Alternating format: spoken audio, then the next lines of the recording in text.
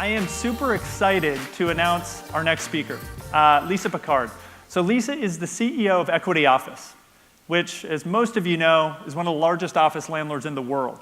Prior to Equity Office, she was an executive vice president at Skanska. She has not one, but 2 degrees from MIT, and she's a regular lecturer there, which is crazy. And she's one hell of a cyclist. I know this to be true. I've known Lisa for almost 8 years. And in those 8 years, she is constantly someone that is just pushing the envelope on where commercial real estate is going, where innovation and tenant experience is going. She's truly a thought leader. So we're really, really incredibly lucky to have her here. So I want you all to give a round of applause for Lisa as she comes up to the stage. Join me in welcoming Lisa. Thanks, man. Good to see you. So I've asked Lisa to start by sharing some observations of the change that she and Equity Office have seen in the marketplace. So I want that to tee up our conversation, so why don't you take it away? I'm going to give you the magical clicker. I get the clicker. It means I'm in command. I've got about 7 minutes to give you sort of just observations about a very complex industry and its changes. But I think it'll just kind of give you a point of view. And basically, what I want to do is just kind of go through just kind of the macro trends. And all of this will be familiar, but maybe I can kind of put it in a little bit different context about how I think about it. So I want to go through sort of the macro trends, and then I want to talk about the tensions, okay? The tensions that are happening on the demand side, the customer or tenant or occupier, whatever we're calling them these days. And then a bit on the supply side, the tensions that are on the ownership side. And then just sort of the overarching themes that I think what that means. And then sort of just some leadership, I guess some culture and some leadership I'm doing it within our organization to deal with this, just broad brush. So the first thing is on the macro trends. These are obviously very obvious, and everybody's talking about talent, talent, talent. We're at a generation low unemployment rate. And if you look at some of the research, that most companies actually just think their path to growth is actually the advancement and the growth of great talent, which is not altogether untrue. But I think the most interesting thing is that between now and 2030, the Pew Research basically says that the actual number of employees will actually stay flat. And that's pretty remarkable, and I think the reason for that is the labor participation rate kind of dropping a bit, and a lot of that has to do with the boomers kind of slowly working their way out of the labor pool, and then also us kind of hitting peak millennial is the other factor. So those dynamics are obviously, we're seeing it play out in terms of if you've got an asset that starts to really be an attraction magnet for tenants, this is the reason why. The second thing is really the pace of change of technology. And I will tell you that I know when I was first building space for Microsoft in 1995, that basically the campus design was to basically ensure that if you moved from your college campus onto the Microsoft campus, there was really no difference in the way in which people worked in those days, which is not that far ago, but it's eons ago in terms of technology, is that we had big laptops, but essentially they lasted for about 30 minutes, and so you were really kind of chained to your dorm room. So the majority of the people learned to work in a dorm room, right?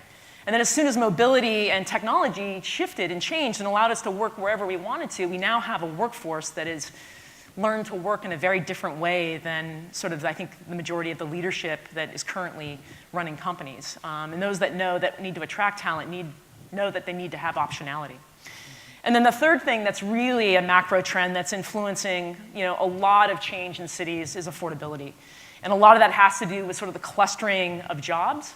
And we're seeing that essentially the people that are coming into these high employment markets, these high technology markets, have much higher incomes than the people that are leaving these markets. So it's really getting this clustering of higher wage earners and sort of lower wage earners moving to other locations. So those are sort of 3 major macro trends done in a very brief manner. And then I want to talk about customer tensions, but I want to talk about them in a different way. And I want to talk about them as hardware and software, because why we're at a technology conference or an art real estate technology conference. And the way that I think about it is that software is the culture of the organization, and hardware is the real estate that runs it.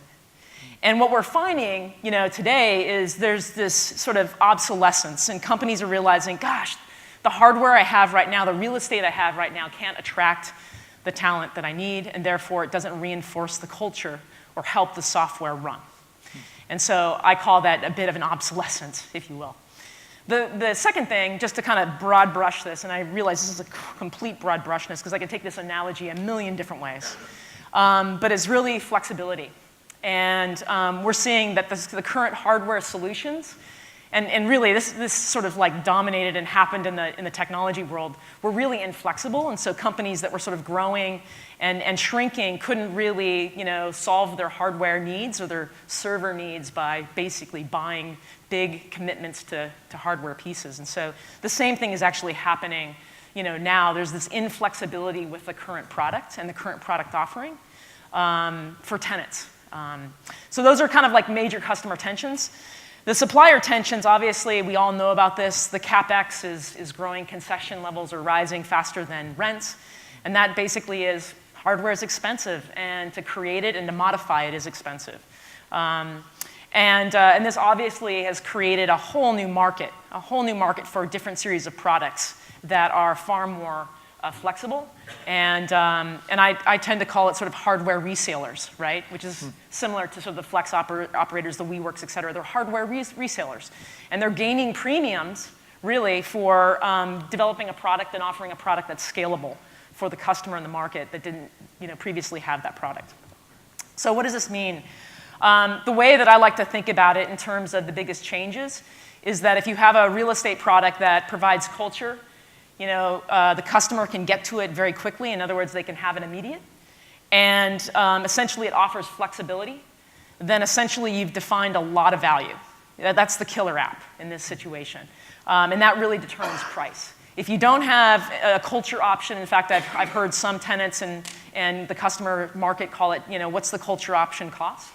But if you don't have something that offers culture and it isn't immediately available, and then essentially you're not offering it to be flexible to the customer, then you're going to be a commodity and you're going to trade on price. The second thing that I find very interesting that's happening in our business is we're becoming more of a B2C than a B2B. So traditionally, our roles were sort of marketing to CFOs and the C-suite about creating a corporate identity and an image for an organization. And now we're actually marketing to talent. We're marketing to HR departments. We are solving those problems that are helping them sort of figure out how do they bring in talent because of what I said before. So we're becoming a B2C organization and need to retool. And then I think the customer acquisition models are changing. And what I mean by that is, if you look at sort of the absorption of flex space in the first quarter and second quarter of this year, it's about 50% of the total absorption. Now you can kind of debate whether or not that was phantom absorption because yet they still have to sort of lease that space up. But the fact of the matter is their customer acquisition model is about 30% brokerage. So that whole model is really going to shift the more and more transparency is brought to our marketplace. And then finally, just leadership culture. These are sort of things that I drive within our organization to really deal with the challenges and the changes that are happening in the marketplace and believe that you can learn from everyone, including your customer. And that we drive sort of curiosity in everything that we do and having a curious spirit towards learning how we can solve new problems. And then follow no one, because essentially if you start following or mimicking the behaviors of someone else, you're really only behind. And then I believe in voraciously reading patterns, particularly patterns in culture, because those will actually tell you sort of what's going to happen in the future. And then I also believe in doing the hard work, because there's a lot of people doing the easy. Mm-hmm. So that's a quick point of view. I think that's a great start. Just a quick round of applause for that. Just a lot of thoughts there. So I have the enviable task of pulling out even more insight from that conversation. I've got some humdingers here on the old sheet. We're actually going to open it up for Q&A too at the end. So get those questions running. Let's actually start with the conference theme. I think when we talk about the pivot to a tenant-centric industry, it means a lot to us. And I'm curious, and I think everyone in here is thinking about this too, the implications. So maybe let's start by, what does that mean to Equity Office? And maybe more importantly, how are you guys taking action on it? Yeah, no, it's a great question. It's certainly germane to everything that's going on. You know, I would say that I actually had a stint in hospitality resort development. Yeah. And when you have a vacancy every night, you realize how important the customer and operations is to the business, because that customer, you know, votes with its feet every day, every night, and then tells 5 other people. Yeah. And I think as you look at sort of the nature of you know, our lease terms and the experience of what, you know, we're really trying to do in terms of, you know, work isn't just a place that you isolate from your existence, you know, from 8 to 5, and then you sort of shut the door and you leave. The most passionate employees are actually, you know, working all the time, right? Yeah. You're working all the time, I'm working all the time, right? And it's a different kind of work, right? Because we've involved our passions into it. And so that's really changed the nature of the work environment. And I would also say that, you know, traditionally we looked at sort of the long-term lease, everybody has, as it's really a bond, right? And so if you think in the nature of sort of the financial instrument of a bond, what does a bondholder care about? The collateral. Yeah. So, you know, that's why we have asset managers, we have property managers, we don't have customer managers, right? So as these terms get shorter and we start to service a market that's completely under stress, right? Like constantly changing all the time, right? How can we actually be in service of that? And if we're going to be in service of that, we're going to provide a high value product. So that's what it means to me, is that we got to stop the focus on assets through assets alone. We focus on assets through the customer, because the assets are, you know, that are actually going to be worth the most are going to be those that actually, you know, service and operate in a manner that allows the companies to thrive. What do you think that does to the long-term lease? Well, we're already seeing it now. You know, basically, we have to pay inordinate amounts to essentially get a long-term lease in some cases. You're sort of seeing organizations define a portion of their space as fixed and a portion of their space is flexible. They know, I mean, what organization here today knows how big they're going to be in 5 years, right? I mean, do you know how big you're going to be in 5? I don't even know how big I'm going to be in 3 years. I've got a pitch for you on how big we will be, but I don't know. So, I mean, the risk of basically signing a 10-year lease, you know, for an organization like yours is very tough. And there's a lot of organizations like yours, right? And then there's other organizations that have a lot more stability, at least around the core and the HQ, and they can sign long-term leases. So, and I think because of the volatility and the change that's happening in business in general, because of technology, AI, machine learning, how much, you know, which portion of our business is going to grow, which portion is going to shrink, it's really creating this need for another product, you know, and clearly, you know, the press and the absorption of what's been happening over the last, you know, 3-4 years is going to continue, I believe. Yeah, no, I think that super interesting. We have this, Nick throws out this stat a lot, which is the average company has a shorter lifespan than the average lease right now. Yeah. Which is just truly like mind-boggling to think about, which is they're signing up for something that's longer than, you know, than the average lifespan of that type of company. Let's actually talk about flex and co-working. I'm curious, show of hands, who has a flexible office co-working operator in one of their properties in a portfolio somewhere? Just show of hands, look around. So you get about 30-40% of us are kind of dealing with this, thinking about it, contemplating it. It's obviously a super hot topic right now. And I think what we're hearing in conversations with our clients is they're trying to form a point of view, let alone a strategy, right? Just like, what's the initial point of view on friend or foe or white label or outsource? You know, Equity Office is one of the largest office landlords in the world. So obviously you got skin in the game here, because we're talking about flexibility on the office front. What is your point of view on flex office from the standpoint of, you know, internalize it, make it a core product you deliver, partner with companies like WeWork, Industrious, et cetera? Yeah, and I think, you know, most Fortune 100 companies know that, like, if it's not your core business, you partner, right? Or you outsource.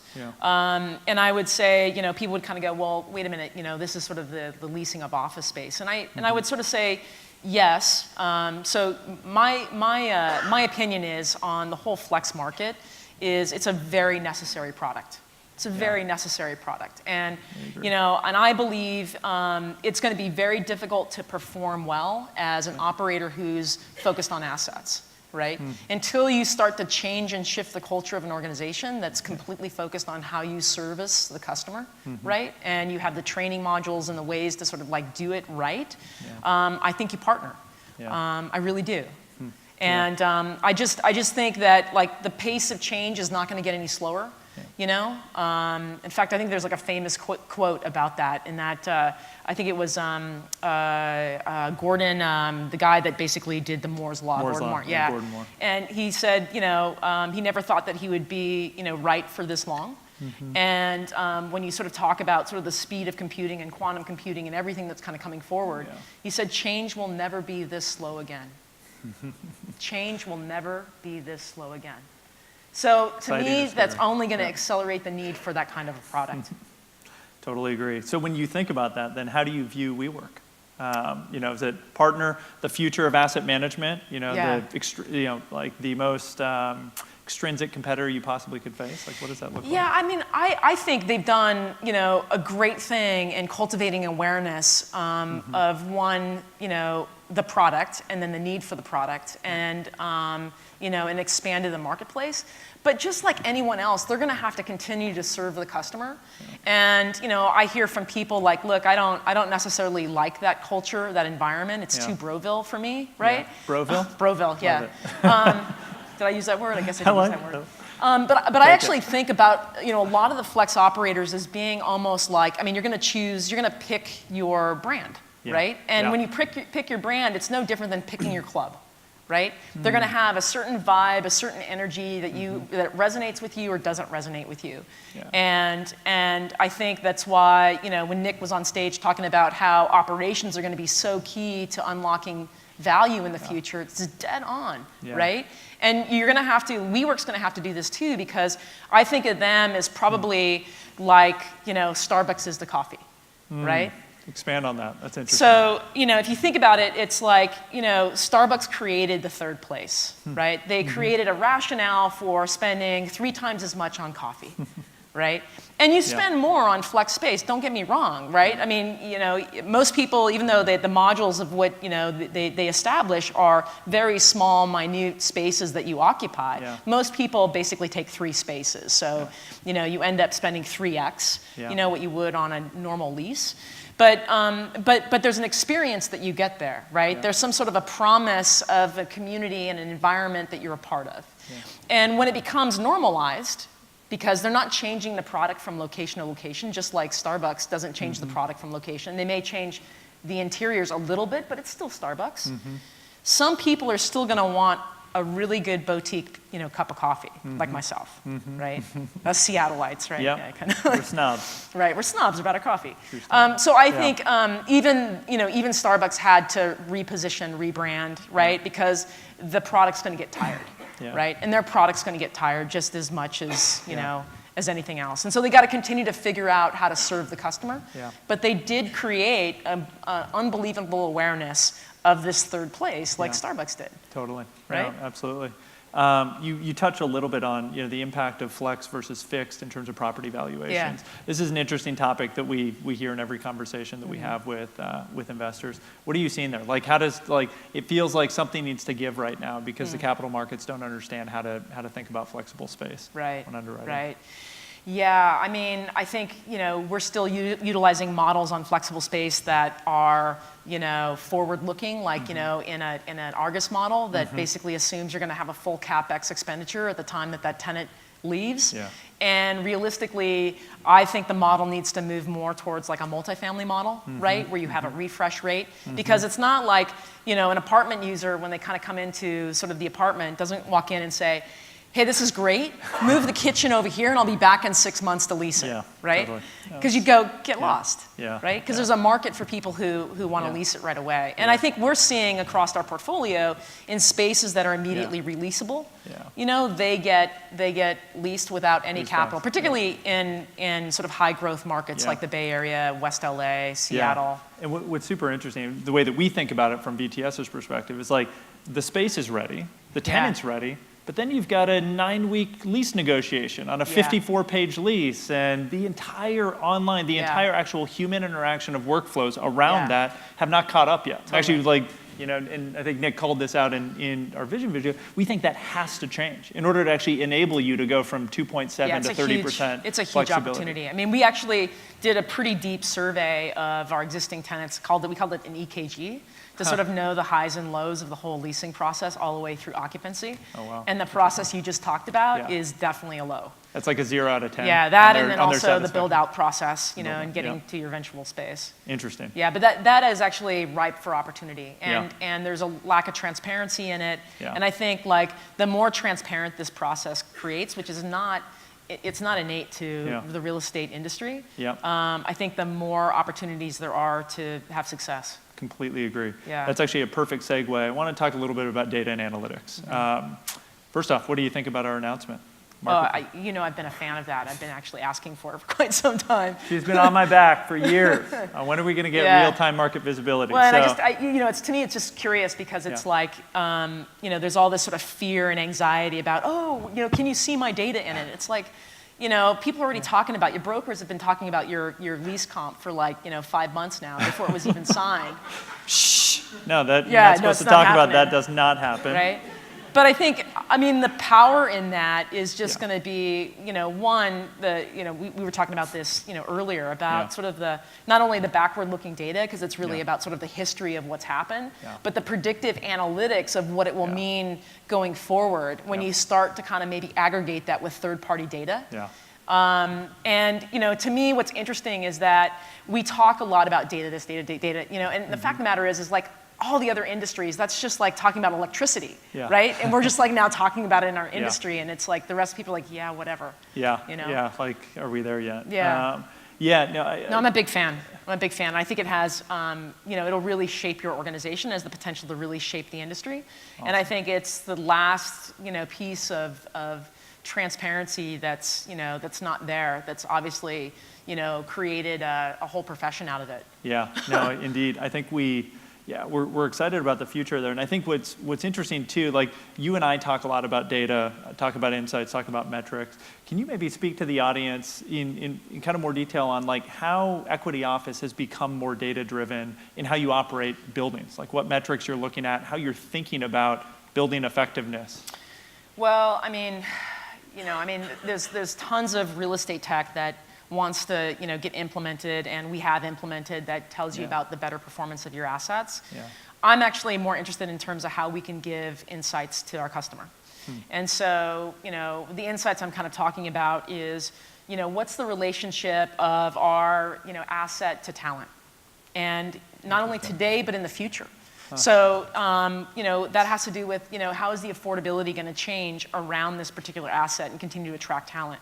And then if we can give that insight to the customer, we actually think that that's actually going to lead to, better partnering with the customer, and then also trust and transparency and deals being Interesting. signed. So you're it's a actually different manifesting that. Yeah, You're totally. sharing with the customer Totally. a We're doing report that about now. here's what's going on around this asset, Yeah. demographically, Right. talent base. Is from that what you're getting? geofencing and things of that nature. Fascinating. Yeah, because I think that's the different angle that really sort of tenant centricity is talking about. Yeah. Otherwise we're going to talk about asset centricity when we're using Totally. technology. And I can tell you we've employed tons of different technologies to make our buildings run more efficient. Yes, we've done that. Everybody's done that, right? We've figured out ways to, utilize, weather sensitivity and technology to sort of close dampers early, and all that sort of stuff to breathe buildings. Yeah. But I think the real sort of frontier is actually helping, the marketplace understand the real estate, right, and being a partner in it. Yeah, no, I 100% agree. In terms of metrics, you've spoken to me about this notion of effectiveness of real estate. Yeah. That it's the metric that actually matters. It's going to Right. kill efficiency, et cetera. Yeah. Can you expand on that for these folks? Because I think it's really interesting. I think our industry talks a lot about efficiency and productivity, and we think that those are sort of metrics for organizations. And if you think about sort of efficiency, I like to say, well, would you rather be efficient with your time, but also you'd like to be effective with your time? Like that feels better, right? When you just sort of say that, God, I'm really effective with my time. It's like definitely. But in essence, what I think is that the whole discussion of efficiency, and particularly efficiency when if we're using that kind of as a discussion point with tenants, is really a construct of the industrial age. Yeah. And if you think about it, like the last stage on the S-curve of sort of innovation, right, is you got to figure out how to be more efficient because you've had more competitors come into your category. Yeah. And so you figure out how to silo pieces of your organization. And if you're product cycle is long, right? You figure out how to be more efficient in your product cycle by basically taking each component and breaking it down and then having that one piece function more efficiently, right? And I think what's happening now is really that's not necessarily a good metric because the product is needing to evolve, right? The whole concept of agile, right, is like centered around the customer and that you're using collaborative teams. And so you need teams to be effective, and working together from a collaborative standpoint, not necessarily from a siloed standpoint. So I think, the effective metrics are going to be a lot different, in terms of, probably typical stuff that technology would measure. And it was interesting because I talked to sort of the head of workplace at Microsoft, and they're trying to figure out the right metrics to sort of understand their workplace design, right? So they actually utilize web traffic between a coder and sort of his team or her team. And the quality of the code. And so they think they've kind of perfected the exact right kind of workplace, based upon sort of the effectiveness of the code. Wow. Right? Not the efficiency of production, but the effectiveness of the code. That's a big idea. So that's effectively, as a real estate landlord, needing to be able to actually show the effective output, the effective impact that your employees are having, maybe in that space, creating some causal relationship. There's a lot of data that you need there. Super interesting. So one thing that we talk a lot about with this group is human capital. We're talking about technology and innovation, and how do you bring it into these organizations that have been running effectively for 100 years, traditionally. Recently, you guys hired a VP of, I think, real estate tech, is what you call it. So what drove that hire? What are they responsible for? Share a blueprint for kind of how you guys have been thinking about that. Well, honestly, Ryan was looking for a job, and I felt sorry for him. I'm just kidding. Nice. Good strategy. Is he here? Is he here? He might be here. No, actually, I think that a lot of things. Obviously, you saw the category of prop tech or real estate tech. There's a lot of things that that come at Blackstone and that come at us to sort of deploy in a portfolio, and it's difficult to sort of analyze what's going to actually have value and what's not going to have value. But beyond that, what's interesting is there's a lot of great ideas. I mean, you guys bring forward great ideas, and then having someone from our team who can actually respond and help shape the product. So what's interesting is Ryan's doing a lot of work in terms of, one, understanding the technology that's out there and being in front of it, and then being sort of early testers, and then also being people that can shape the product. And his roadmap is really based upon our 3 key strategies organizationally, because technology is a tool, it's not a strategy, right? I think it's a key point. Technology is a tool, not a strategy. It's a tool, right? And so he is actually looking at ways of finding the right tools to implement our core strategies. Yeah, awesome. Yeah. How's he doing? He's doing awesome. We think so too. He's been a great partner for us as well. What keeps you up at night? Not much, actually. You just chill? Yeah, just chilling. Office business, easy peasy? Nice. I mean, sometimes I say the hidden curriculum of my job. What's that? So I think that if you spend all of your time just solely in this industry, you're going to miss a lot. And so the hidden curriculum I talk about in my job is really all the ancillary things that are happening in society and culturally. And so I really try to, have friends that are, doctors or who are in technology or who work for Amazon or Microsoft, and then getting together and talking about what are their business challenges, and then, vacationing, it's even though I was on vacation last week, it was just it kept me up at night because essentially the work that I needed to do, this following week. But I really think that's really critical for someone who's dealing with property, society, and culture is the hidden curriculum of our job. And, there's been studies about it. I've written some pieces about it, and it's core to what I sort of teach in our organization is critical for people to have diversity and curiosity and thought. Yeah, especially when you reimagine yourself as a provider of kind of experiences versus a builder of boxes. Yeah, right. And so how that keeps me up at night is I find myself endlessly being, drawn into topics. And I actually have to set an alarm to go to bed. I don't have to set an alarm to wake up, but I have to set an alarm to go to bed. So I think last question, then we'll get into a little bit of Q&A. So, we've got about 400 people in this room. They're peers. They're all thinking about similar things. They're thinking about how to prepare their businesses for a tech-enabled, kind of data-driven future.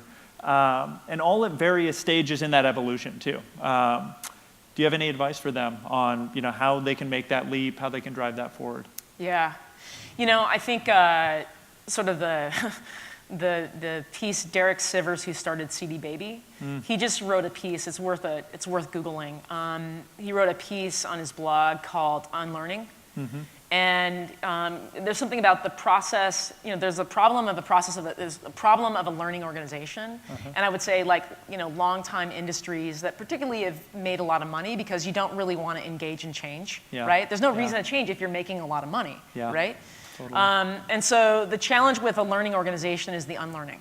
And so it's really about the unlearning of things that you held as true. And he tells a really remarkable story about being so deep into an industry.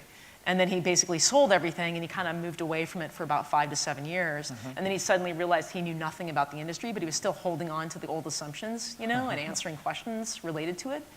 So I would say challenge all the assumptions. I mean, you can exhaust yourself doing that, but just the unlearning of what you held as true, because a lot of things are changing rather quickly, and I think once you let go of the sort of the things that you hold as true, and you kind of be open to sort of new ideas, it allows you to see really new opportunities and innovate in your industry. I think that's a fantastic insight, especially where we're at right now in kind of the life cycle of commercial real estate. So we got a few minutes to take Q&A from folks. We've actually got folks with mics who are ready to walk around the audience. Who's got a question for Lisa Picard? Got a unique opportunity to ask her that question. Great, we're done. Yeah, you're not getting out easily. Do it. Any questions from the audience? There's one over there. There's a couple over there. So, Lisa, you talked about the world of accelerated change, and agree with that. I'm also a big believer in the future isn't what it used to be. And you just talked about these unlearning disruptions, relying too much on the past to predict the future. Is there one big assumption or two big assumptions that maybe you shouldn't rely on going forward that was true in the past but may not be in the future? Wow. Great question. I mean, I'd actually have to give that one some thought. Okay. I mean, that's kind of like the silver bullet, right? Yeah, I mean, nothing's like really kind of coming to mind. Other than the fact that I think our valuation models, in real estate is probably the big thing. And when you're sort of talking about a big ship, and turning it, it's really challenging. And I think there's, an opportunity for people to sort of market make a new opinion on valuation. Particularly, valuation models, as I was saying earlier, about the forward-looking versus sort of an asset's ability to continue to gain rent, like what's done in multifamily, based upon sort of that year's. So, I mean, that's a capital market assumption.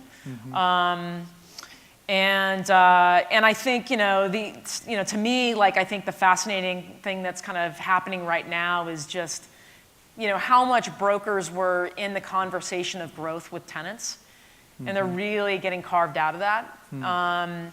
And, all you have to do is talk to, any one of the leaders of one of the larger flex operators and, and the insights that you can gain from just the conversations they're having at the organizational level. And, the other notion about partnering with them is that they can actually go through the back door at the C-suite, and you have to go through the broker, otherwise you sort of, damage relationships. So, these kinds of dynamics and the assumptions about sort of ways that you've always had to sort of market or position real estate, or how you had to sort of characterize it, I think are some of the ones that are really worth shifting. Being challenged. Yeah. Interesting. Any other questions? We got one right back there. I was wondering, are you guys studying at all the future of mobility, autonomous vehicles, how that might change demand for office and location? And if so, I think people in this audience would appreciate both what your approach is and if you have any initial hypotheses about that. Yeah, go for that. It's a lot of conversations, and I think that there will be drastic shifts in mobility, and my urban planning background tells you that transportation cost does lead into sort of land value, right? And so, if you figure out ways to sort of cut the costs of transportation, whether it be through person's time or actually, actual costs of fuel to, go from one place to the other, it does shift the economics of real estate. Now, will it start with, the single occupant vehicle or the personal driver cars? I mean, I think we're all sort of looking that it's likely to, happen first. We're seeing it obviously in agriculture first, right? Because it's sort of the safest way to sort of test automated vehicles and, freight in some place in locations where there's sort of less people. But I think that, when I was doing development, we were definitely looking at sort of the alternative uses for parking garage and thinking that that's going to shift at some point in time. I think the other thing is that people really sort of, overestimate the short-term trend and then underestimate the long-term trend. And so, since we didn't see, autonomous vehicles happen in this last year, everybody goes, oh, it's not really going to happen. But I think long-term wise, we're going to see it creep in and then, change some economics. But we're already sort of seeing from a real estate perspective, this sort of outward migration to the suburbs again as we see the millennial populations now starting to actually have kids and then value, sort of suburban lifestyle. We're seeing organizations develop hub and spoke strategies, so not necessarily just being in the urban core, but being outside. So I think, automated forms of travel and delivery and things of that nature are only going to help facilitate the movement of goods and services and also people. The one that I'm kind of a little bit worried about is just the autonomous flying drones for people. So you go from rooftop to rooftop. Uber's got high risk, medium reward. Yeah, exactly. Yeah, it's interesting. Fantastic. So I want you to join me and give Lisa a massive round of applause. Thanks. Thanks, Brandon. Thank you so much.